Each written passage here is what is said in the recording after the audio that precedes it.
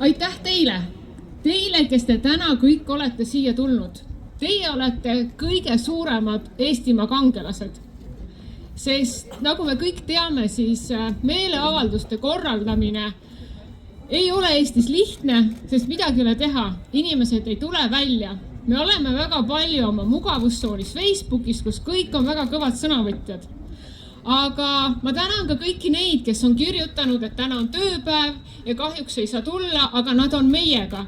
Ja ma arvan, et nii teie siin kui ka need, kes praegu kodudes või töö juures meid jälgivad, Eestimaa igas otsas, küll saare peal, küll Võrumaal, Setomaal, et teeme ühe suure aplausi kõigile neile, kes on meiega ja valutavad südant Eestimaa tuleviku pärast.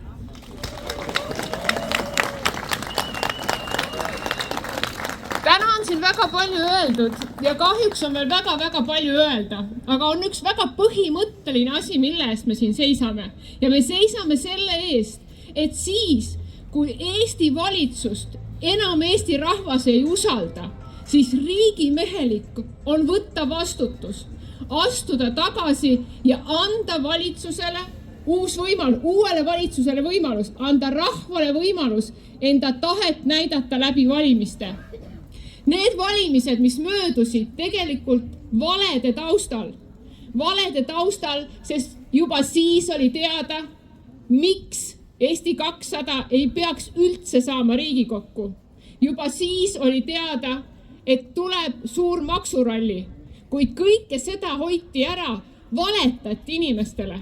Ja tänu sellele on täna Eesti olukorras, kus alla 20% Eestimaa inimestest tegelikult usaldavad valitsust.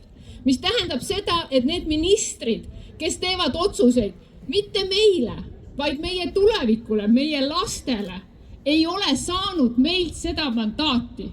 Neil ei ole õigust neid otsuseid teha.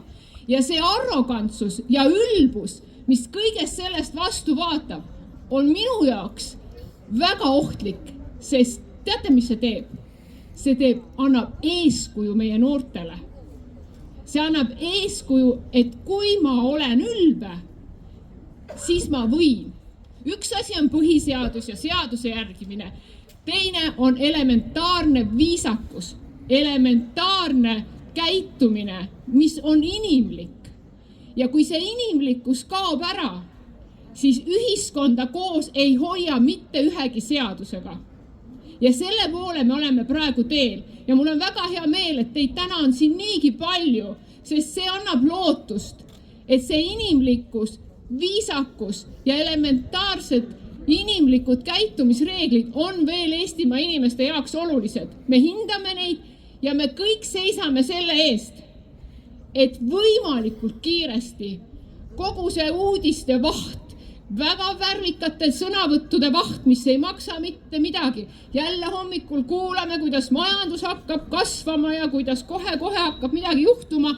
Ja nädala pärast räägivad need targad eksperdid meile täpselt vastupidist juttu ja raiskavad meie aega. Ärme lase raisata oma aega, seisame Eestimaa eest, ehitame seda riiki, paneme seljad kokku, oleme koos tugevad ja me ei anna alla. Elagu Eesti!